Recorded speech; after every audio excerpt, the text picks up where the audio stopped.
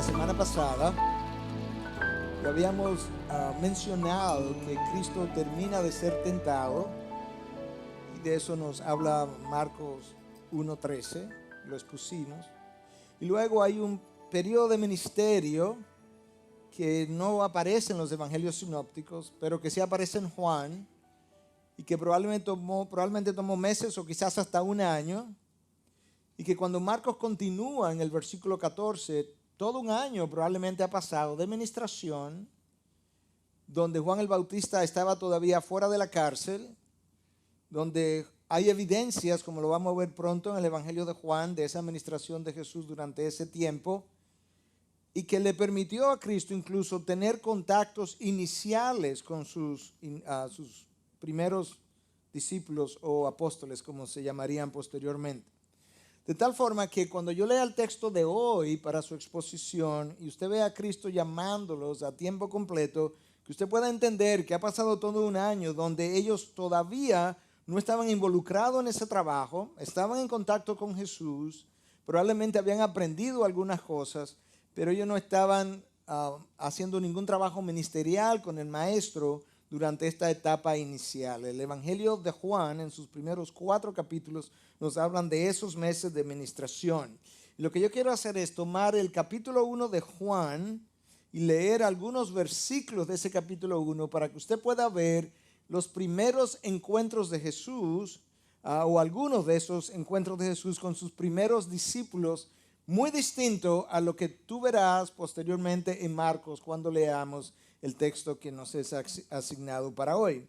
Juan 1, yo voy a leer el versículo 35 al 37 y luego del 40 al 46. Los voy a leer corridos sin necesariamente mencionar dónde está la interrupción para que usted pueda entender qué está pasando. Juan 1, 35 al 37 y luego 40 al 46.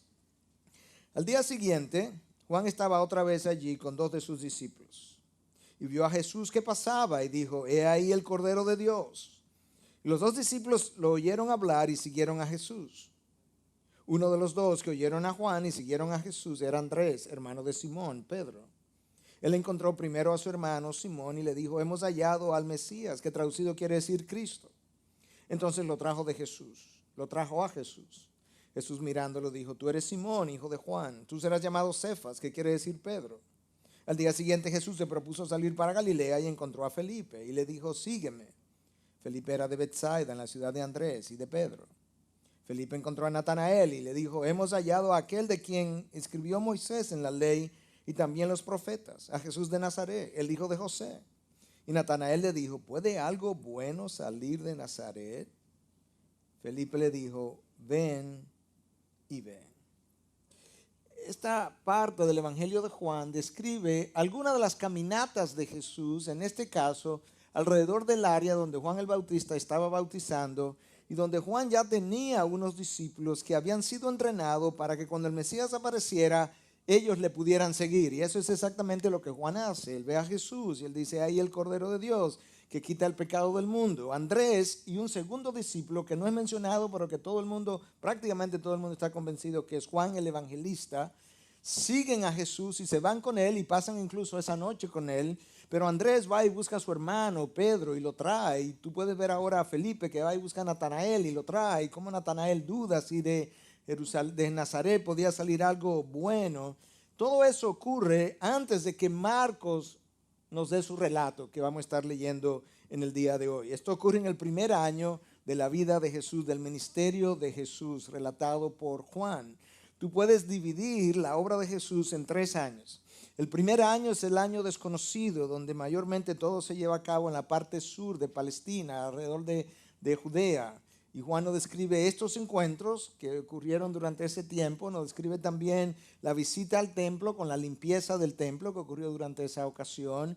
La conversión del agua en vino de la boda de Caná que ocurrió durante ese periodo también. La conversión de Nicodemo en Juan 3. La conversión de la samaritana en Juan 4. Y todo eso ocurre antes de que Marcos nos dé el relato que yo estoy a punto de leer en un momento. Entonces ese es el primer año, el año más o menos desconocido. Nada de oposición, porque Jesús no está creando muchos problemas. Luego hay un segundo año de popularidad donde las multitudes le seguían, expulsiones de demonios, sanaciones, el sermón del monte. Y ahora la popularidad de Cristo se está extendiendo.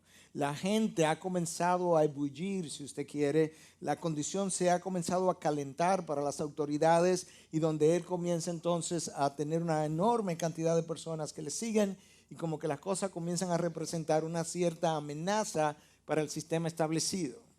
Y un tercer año donde ahora hay una oposición, muchas veces hasta abierta, un rechazo precisamente por todo lo que ha ocurrido en ese segundo año de la popularidad, porque los rabinos estaban perdiendo adeptos y ellos estaban yendo donde este nuevo maestro que estaba en la región y donde la gente estaba comparando y decía, Jesús enseña como alguien que tiene autoridad y no como los escribas y los fariseos. Y eso es lo que crea entonces el rechazo y la oposición de ese tercer año.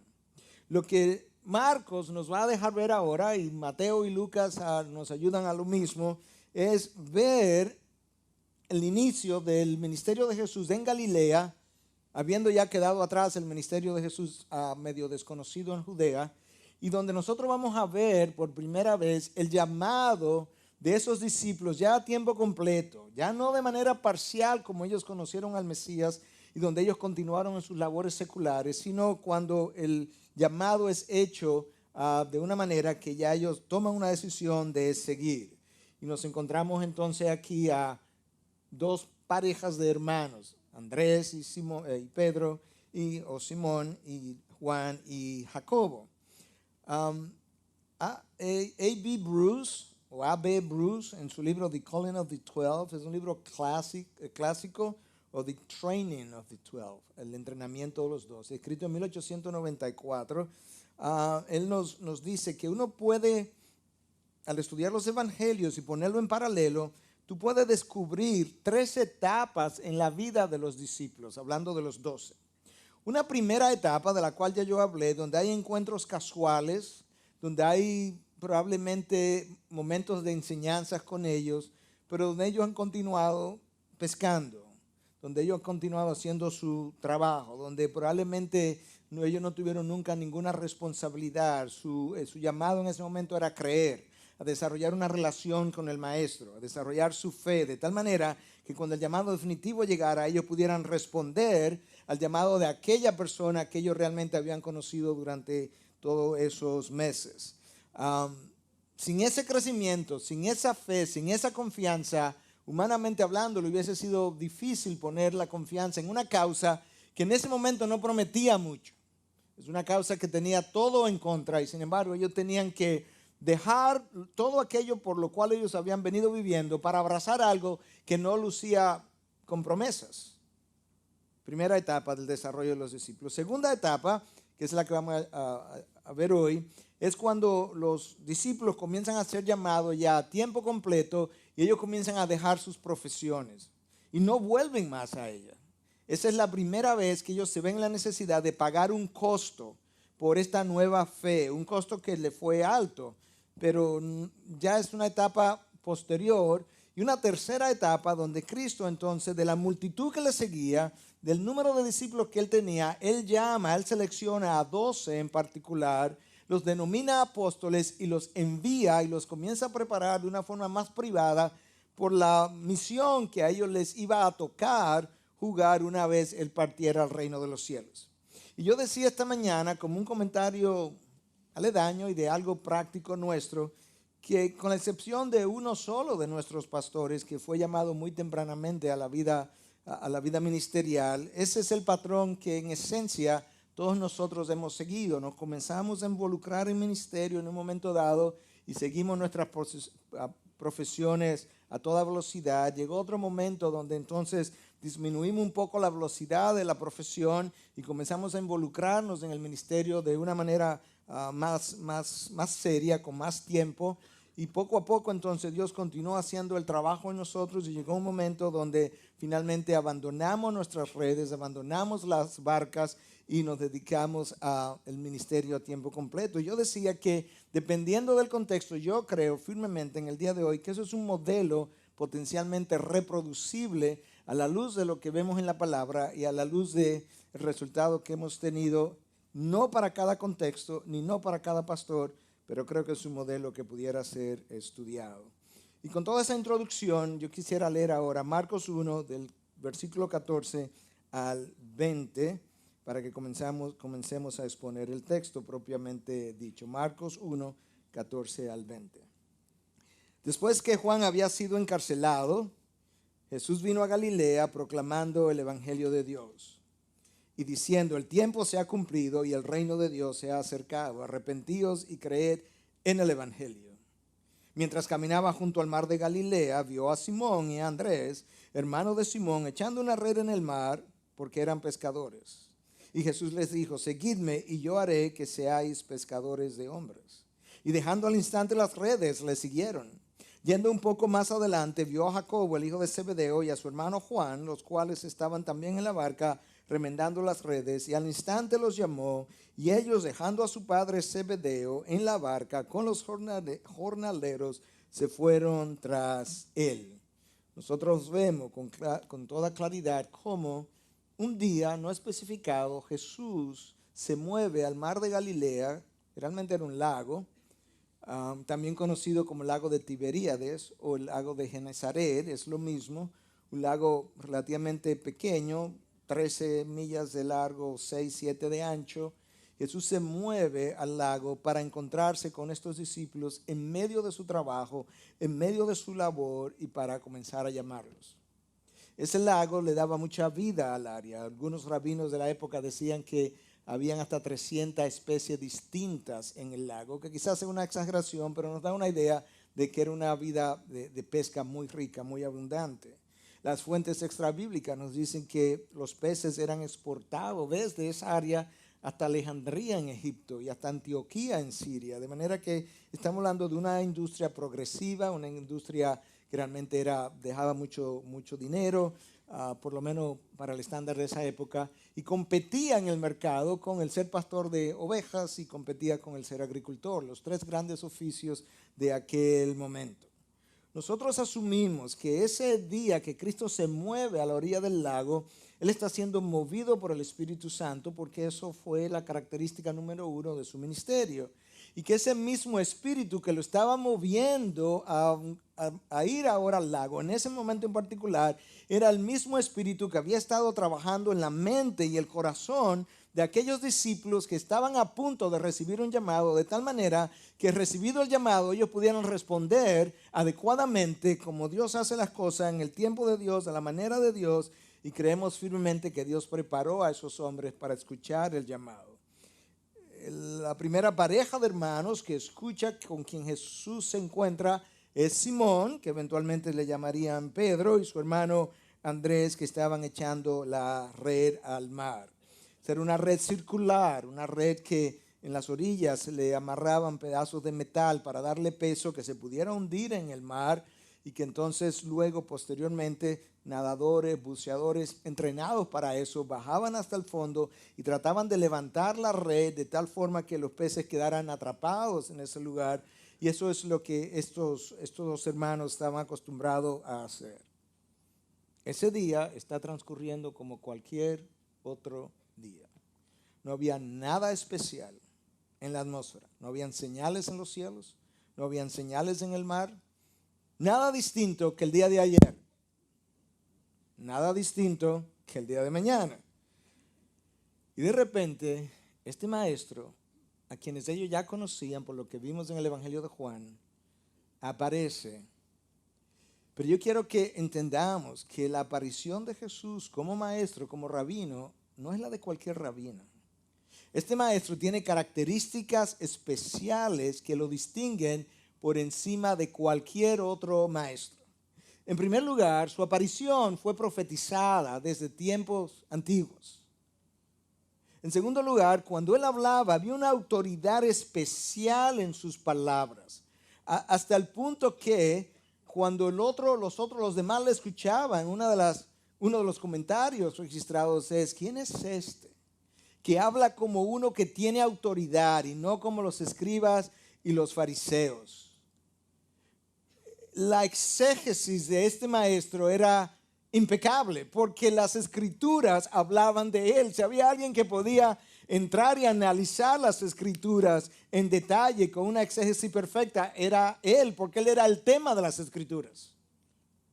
Su testimonio personal irreprochable. Este es el maestro que está a punto de dar un mandato. Y finalmente, la manera como él llama a sus discípulos se distinguía de la manera como los demás rabinos llamaban a sus discípulos. De hecho, los demás rabinos no llamaban a sus discípulos se acercaban, o sus potenciales discípulos se acercaban con mucho respeto, a veces hasta a distancia. Maestro, ¿pudiera usted considerarme como parte de su grupo de discípulos? Yo quisiera allegarme a sus enseñanzas. Pero esto no es como ocurre con Cristo. A Cristo no lo escogen. Él sale a buscar sus discípulos. Él sale a encontrarse con ellos. Él los selecciona. Y cuando los selecciona, no lo hace de una manera electiva o alternativa, sino que le da un mandato y ellos responden inmediatamente. Esa es la razón por la que cuando tú llegas al Evangelio de Juan, capítulo 15, versículo 16, en la primera parte tú escuchas estas palabras. Vosotros no me escogisteis a mí, sino que yo escogí a vosotros y os designé para que vayáis y deis fruto. Que quede claro que aquí hay una diferencia entre la manera de seleccionar los demás rabinos y la manera como yo los he seleccionado a ustedes. Hay algunas semejanzas entre ustedes y los demás discípulos, pero también hay grandes diferencias. Y la mayor diferencia tiene que ver la persona con quien ustedes se están relacionando. Y Cristo les da en esa ocasión una sola palabra y una declaración de propósito, y eso fue suficiente para cambiar sus vidas. Sígueme y yo os haré pescadores de hombres. Ahí está la palabra, una sola, sígueme, y la declaración de propósito, y yo os haré que seáis pescadores de hombre. Ciertamente, el poder de la palabra de Dios es extraordinario. Cristo, como agente de la creación, un día abrió su boca y dijo, sea la luz, y fue la luz. Pero otro día ahora, Cristo, caminando a la orilla del lago, ve a estos hombres y pronuncia algunas palabras, le pronuncia una palabra y luego le da esa declaración de propósito, y eso fue suficiente para cambiar su forma de pensar, su forma de sentir, su voluntad, y que estos hombres ese día dejaran todo lo que estaban haciendo, le siguieran permanentemente sin que jamás volvieran a considerar la posibilidad de abandonar el maestro. Y yo creo que ese es un buen punto para recordar que los propósitos de Dios para nosotros no son para nosotros sentarnos a considerarlos si los abrazo o no. Los propósitos de Dios representan una declaración soberana y poderosa de su voluntad a la que la voluntad humana no se puede oponer. Jonás no entendió eso, pero muchas veces nosotros tampoco lo hemos entendido, de tal forma que intencionalmente o no, muchas veces hemos tratado de hacerle oposición a la voluntad de Dios, a sus propósitos, olvidando en ese momento que su voluntad es soberana, es incuestionable, es irresistible. Cuando Dios habla, su voz es operativa, su voz es efectiva, y nosotros tenemos que recordar eso. Ahora, la razón por la que su voz es irresistible no es porque es intimidante. La razón por la que su voz es irresistible es porque en la medida en que Él la ejerce, en la medida en que Él la ejercita, en esa misma medida Dios nos permite ver muchas veces la gracia detrás de la palabra que ha sido pronunciada, y es esa gracia aplicada a nosotros lo que hace su llamado irresistible, y entonces nos seduce en un sentido santo a seguir en la dirección que Él nos está llamando. No nos empuja como el dictador, sino que nos seduce santamente a venir a Él. Y eso es en parte lo que estos discípulos están experimentando. Ahora escucha, sígueme es fácil de entender. Eso significa, sígueme. Ellos lo hicieron. Os haré pescadores de hombres.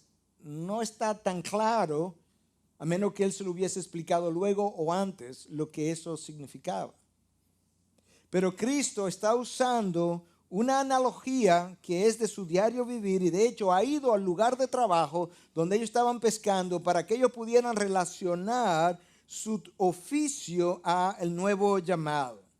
Y si tú piensas en la frase por un momento dado y luego trata de hacer la extrapolación a hombres, entonces comenzaríamos a entender que de la misma manera que los peces están dispersos en el mar, los hombres a ser recogidos están dispersos también, pero en el mundo.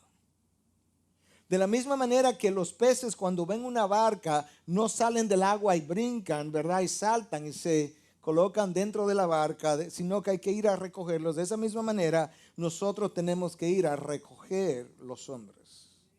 De la misma manera que los peces son recogidos con redes, el reino de los cielos tiene otra red que se llama el Evangelio. Dios nos dio la red del Evangelio y nos ha dicho ir y predicar el Evangelio a todas las naciones. Esa es la razón por la que Pablo en Romanos 10 nos dice, ¿cómo van a creer si no han escuchado? ¿Y cómo van a escuchar si no hay quien le predique? ¿Y cómo van a oír si no hay quien los envíe, si no son enviados? Nosotros hemos sido enviados, quedarnos necesitaría permiso. Nosotros tenemos que ir, ese es el mandato, tenemos que recoger los peces que están perdidos, ¿verdad?, en el mundo, que están dispersos en el mundo, y Dios nos ha dado una red, le ha puesto un nombre, se llama el Evangelio, y nos ha dicho ir y recoger a mis elegidos. Ahora nota que el día que ellos reciben el llamado, hubo algo que ellos tuvieron que dejar a un lado. Ellos no vienen con sus redes. Las redes fueron dejadas para poder seguirle. Y cada vez que Dios nos llama, Dios prueba nuestro compromiso. ¿Y saben qué, hermanos? Después de caminar con el Señor casi por 30 años, ese compromiso es probado más de una vez a lo largo del camino. Hay bifurcaciones en tu camino de diferentes tipos. Y cada una de esas bifurcaciones simplemente está probando tu compromiso. Dejar al Señor, o mejor dicho, ver una papeleta de $100, dejarla a un lado para seguir al Señor, eso no cuesta nada. Eso es fácil de hacer. Pero en las bifurcaciones frecuentemente Dios te pone algo que quizá no es exactamente malo, es simplemente otra opción que no es su opción. Y luego Él te dice, ok, esta es la opción que yo te he marcado, esta es la opción por donde tú vienes transitando, aquí está esta otra opción, más atractiva quizás, yo quiero que tú decidas.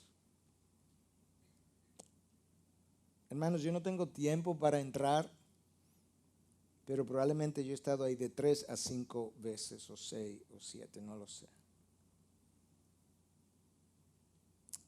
Esta probablemente sea la primera bifurcación de ellos. No creo que sea la última. De hecho, ya la cruz volvió a probar su compromiso. La resurrección volvió a probar su compromiso. Lo que sí queda claro aquí es que el mensaje de Cristo es radical. Leíamos la semana pasada, arrepentíos y creer el Evangelio. No hay otra manera. Tienes que hacerlo ahora, hay sentido de urgencia. Su llamado es radical, su mensaje es radical. Su mensaje es radical, su llamado es radical, sígueme. Y Él espera entonces que si el mensaje que ha sido dado es radical, si el llamado es radical, que la obediencia sea también radical de parte de sus discípulos. Y eso es lo que tú ves en la vida de Andrés y de Pedro, y es que ellos de una manera radical abandonan sus redes y no vuelven a tomar las redes que sepamos hasta el periodo entre el viernes en la noche y domingo de resurrección, imaginamos sábado temprano, cuando Pedro fue a pescar otra vez, porque el maestro no estaba y ellos no tenían esperanza de la resurrección. Cristo continúa caminando ese día a lo largo del lago. Y esto es lo que ocurre. Yendo un poco más adelante, vio a Jacobo, el hijo de Zebedeo, y a su hermano Juan, los cuales estaban también en la barca, remendando las redes. Y al instante los llamó, y ellos, dejando a su padre Zebedeo en la barca con los jornaleros, se fueron tras él. Ahora, estos son otros dos hermanos, que muchos estudiosos académicos entienden que probablemente eran primos de Andrés y Pedro. Y que Lucas 5:10 nos dice que eran socios de Andrés y Pedro. Por lo menos de Pedro, pero Andrés es hermano de Pedro, hermano menor, por tanto probablemente formaba parte de la sociedad. Ellos tenían un negocio, ellos tenían barcas, tenían jornaleros y tenían una sociedad según Lucas. De manera que esto era algo que realmente tenía cierto tamaño para el estándar del primer siglo. Y estos son los dos hermanos que se habían ganado, según Marcos nos dice en el capítulo 3, el nombre de hijos del trueno. Tú no te ganas ese nombre por poca cosa.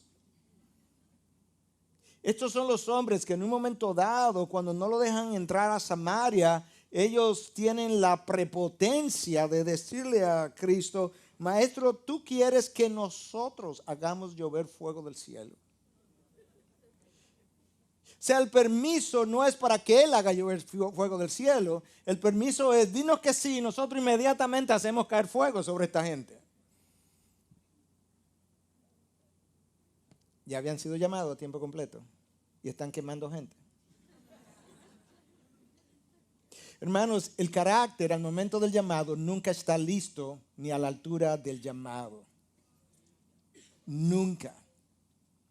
El llamado es parte de la formación del carácter del individuo. Cuando esos errores se cometen, cuando esas cosas salen del corazón. Y eso duró por mucho tiempo. Estos son los hermanos que convencen a su madre y le dicen: mamá,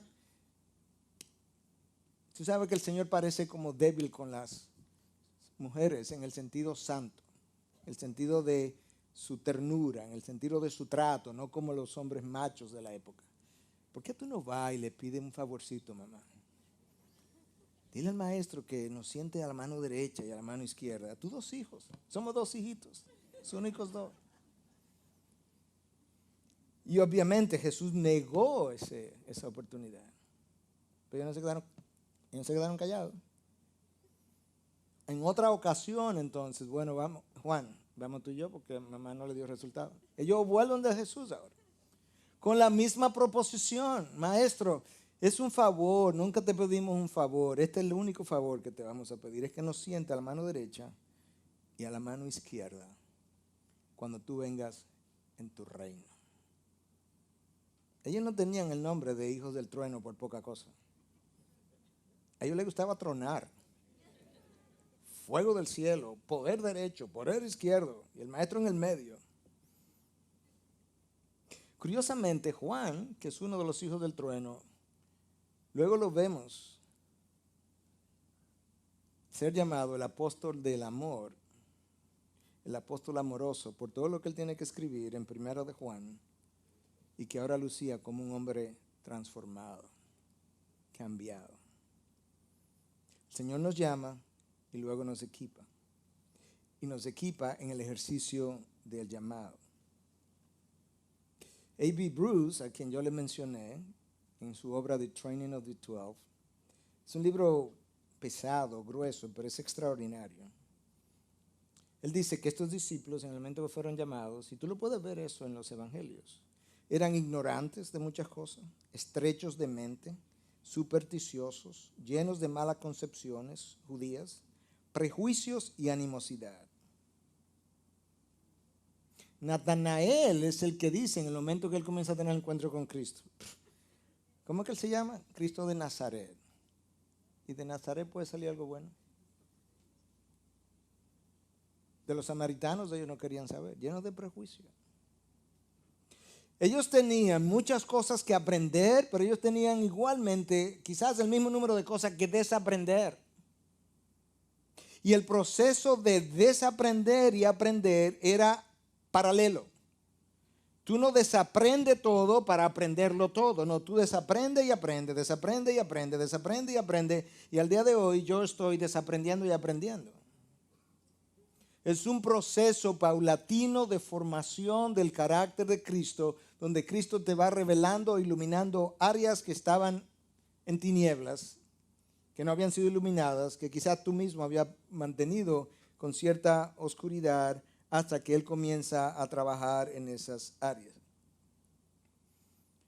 Y ahí tú tienes entonces estos ejemplos. Ahora, en estos hombres yo creo que tenemos que darle crédito a ciertos rasgos, actitudes con C y aptitudes con P.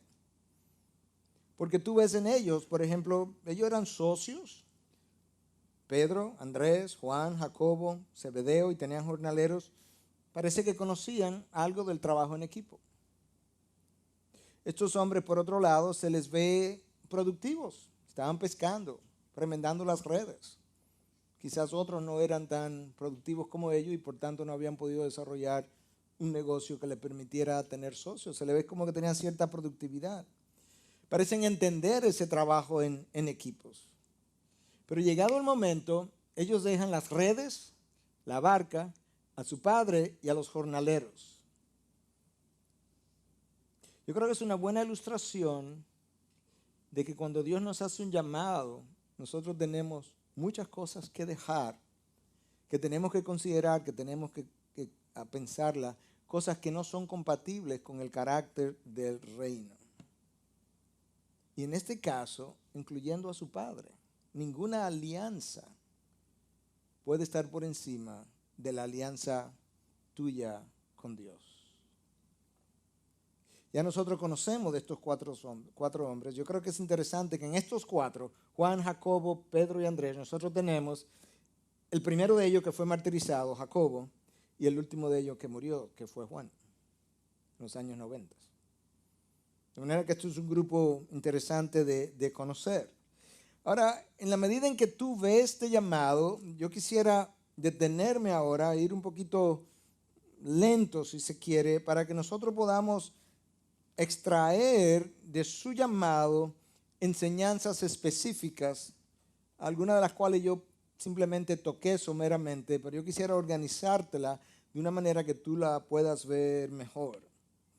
Y lo primero que yo quiero señalar es que podemos notar que ni Pedro, ni Andrés, ni Juan, ni Jacobo llenaron una aplicación para este trabajo.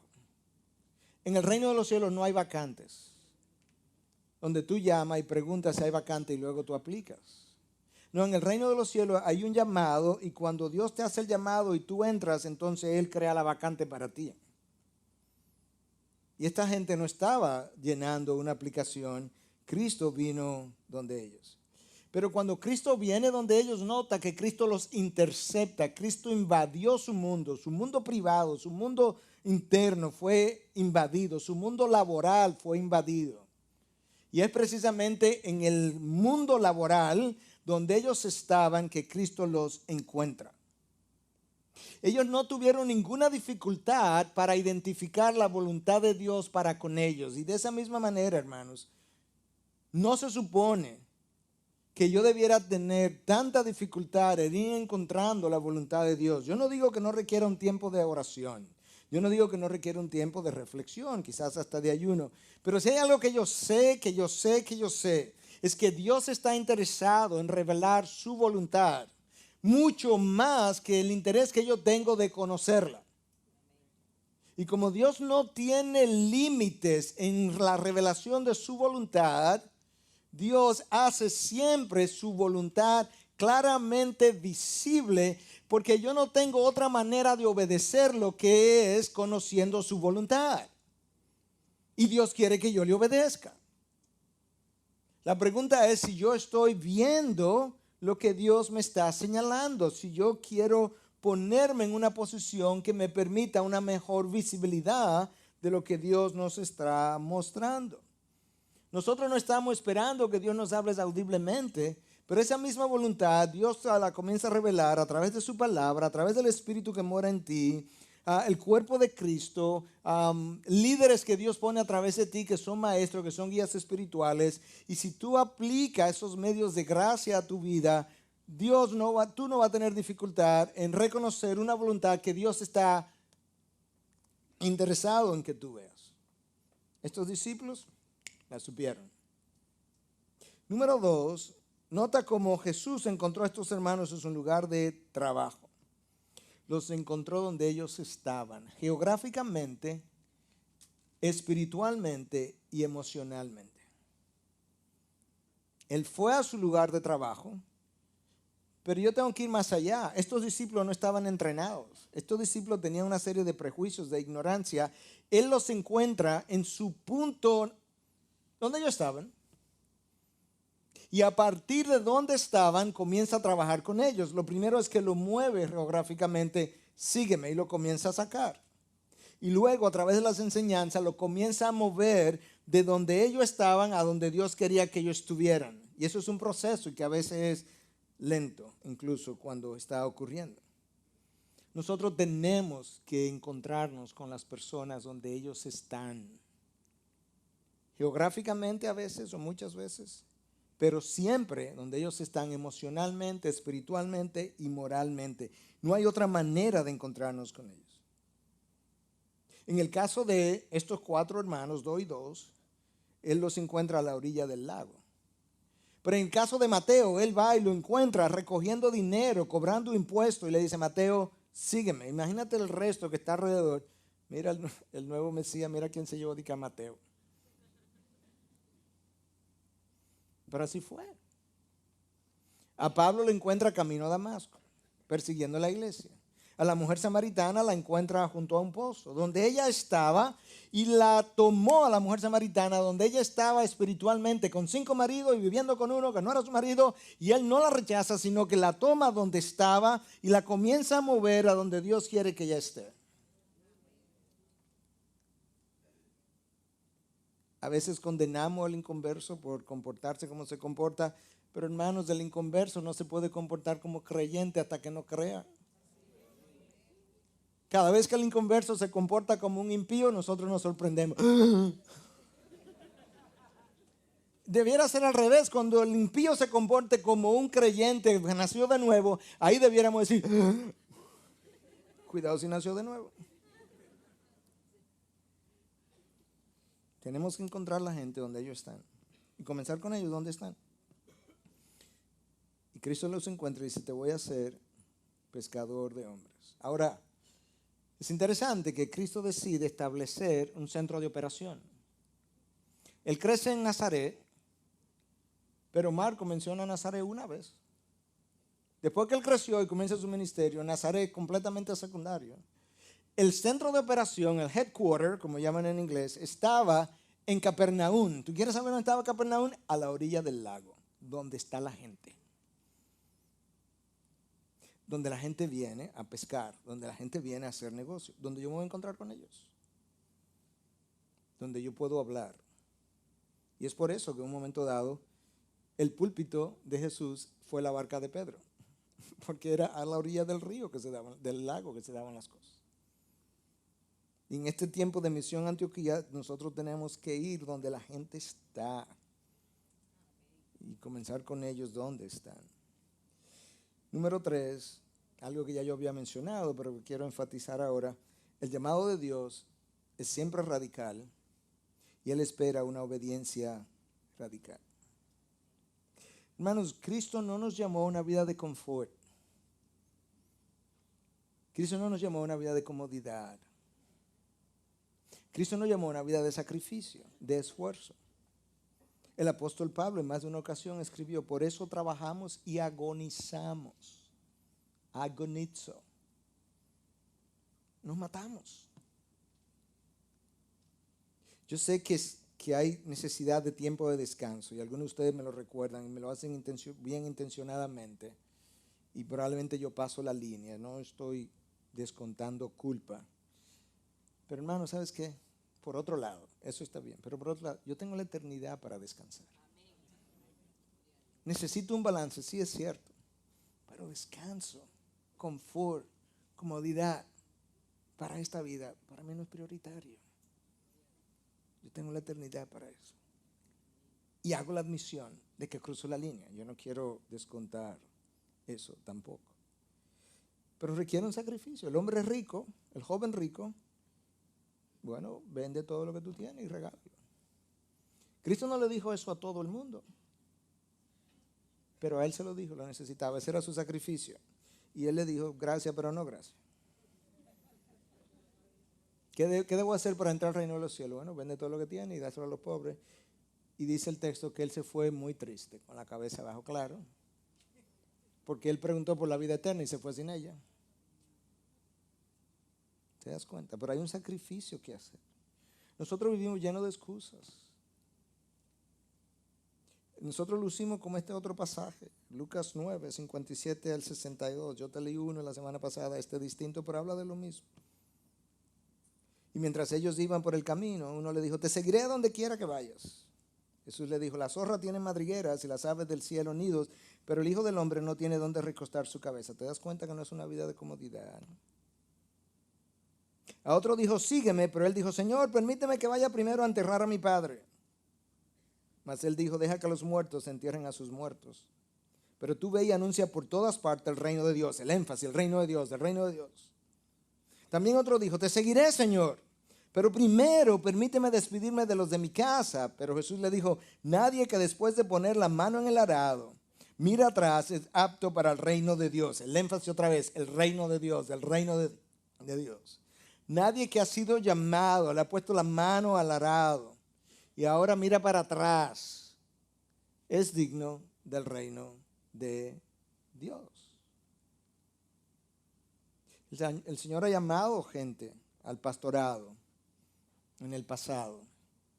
Y luego esa gente, 20 años después, habiendo salido del mundo del bochinche y de la bachata y de los merengues, 20 años después, y siendo pastor ya de iglesias, ahora deciden que no, que el Señor lo llamó de nuevo a ese mundo. Y han dejado el pastorado y ahora ellos tocan su mismo salsa de demás con una Biblia abierta, porque ese es el nuevo campo misionero que Dios le ha dado. Hello. Esa es la vida de Bobby Cruz y Richie Ray, con su concierto Alaba con todo.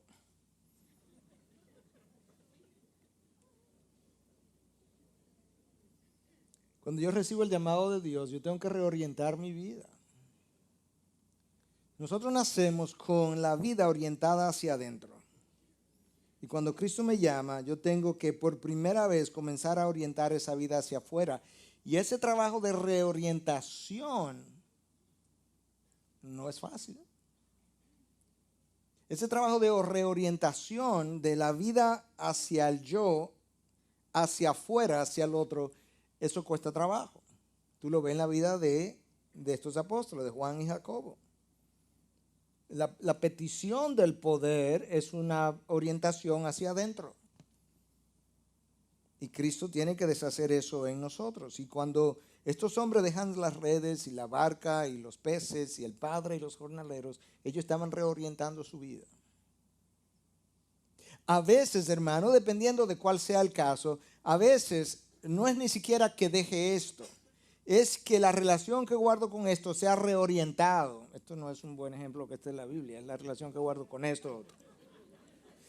Que sea reorientada porque la estoy usando de una manera para la cual no se me dio y tengo que reorientar eso. A veces es tan simple como eso. Número 4, es interesante ver cuando tú ves estos hombres que el llamado que Cristo le hizo no es un llamado a la Torá. Eso de un maestro llamar a su discípulo de manera personal, sígueme, nadie oyó eso hasta que Cristo hizo eso. Nadie. Es más, ni del cielo se oyó eso en el Antiguo Testamento. El llamado en el Antiguo Testamento era a seguir los preceptos de Dios. Guarda tus caminos, sigue la palabra, obedece los mandamientos. Estos mandamientos que yo te doy hoy estarán sobre los postes de tu casa, cuando se lo hablará a tus hijos cuando vaya por el camino. La relación era con la Torá, pero resulta que ahora ha llegado la personificación de la Torá. Y ahora la relación no es con la Torá, es con el Dios de la Torá. Y ahora el llamado es a seguirme a mí. Por eso el Nuevo Testamento habla de la ley de Cristo. Somos esclavos de la ley de Cristo.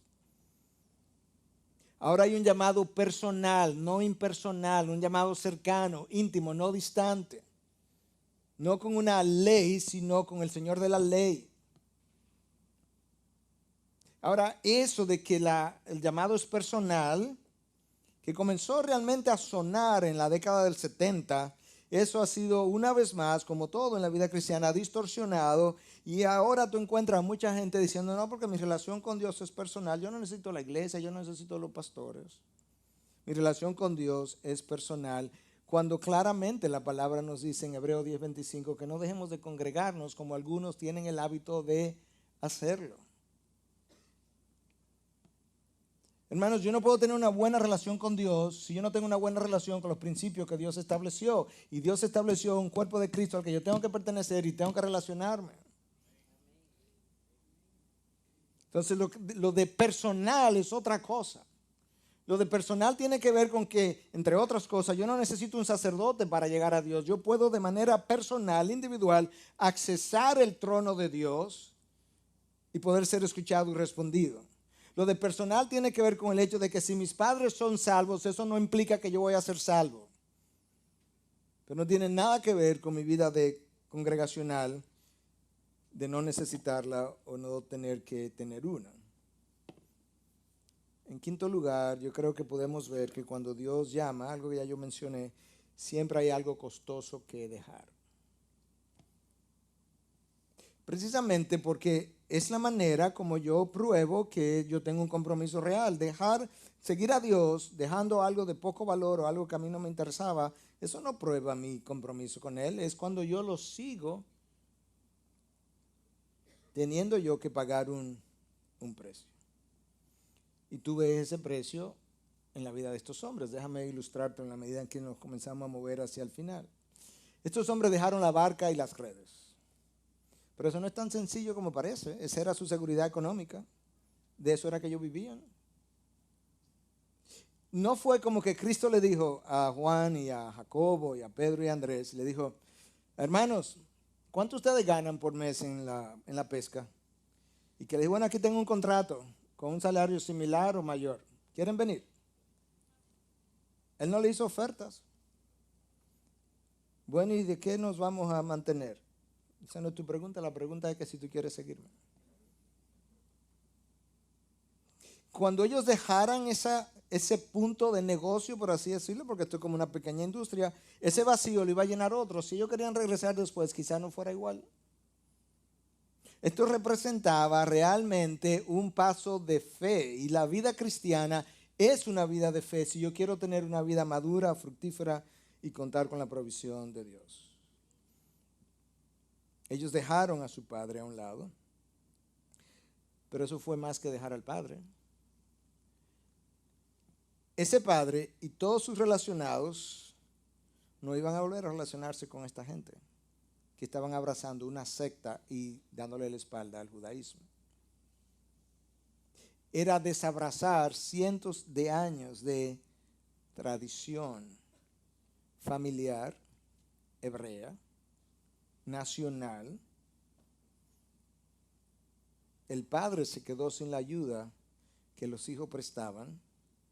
Nos imaginamos gente diciendo, mire sus hijos, y que detrás del Mesías, total, que hasta el papá abandonaron. Mira cómo lo dejaron sin ayuda. Bueno, el llamado de Cristo a veces implica esas cosas. Y cuando ellos abandonaron a su padre, abandonaron su religión. Y cuando abandonaron su religión, ellos fueron rechazados seguro por toda la gente alrededor del padre y de su familia. Pero como bien decía Jim Elliot, no es tonto aquel que abraza, o déjame leértelo literalmente, no es tonto aquel que deja lo que no puede retener para ganar lo que no puede perder. Estos discípulos, ellos iban a perder las redes y la barca eventualmente, hasta por edad, le iban a tener que perder en un momento dado. Competencia. Cuando fueran avanzando en edad y otros entraran más jóvenes en el negocio, ellos le iban a perder. Pero no es tonto aquel que deja lo que no puede retener para ganar lo que no puede perder. Y la pregunta que tenemos que hacernos entonces para ya concluir. Uno, ¿dónde estás? Dos, ¿qué está Dios quizás pidiéndote que abandone? Y tres, ¿qué está Dios pidiéndote que reoriente, Quizás no tienes que dejarlo, es simplemente una reorientación. ¿Dejarías el reino de Dios para retener esto que no quieres dejar ir?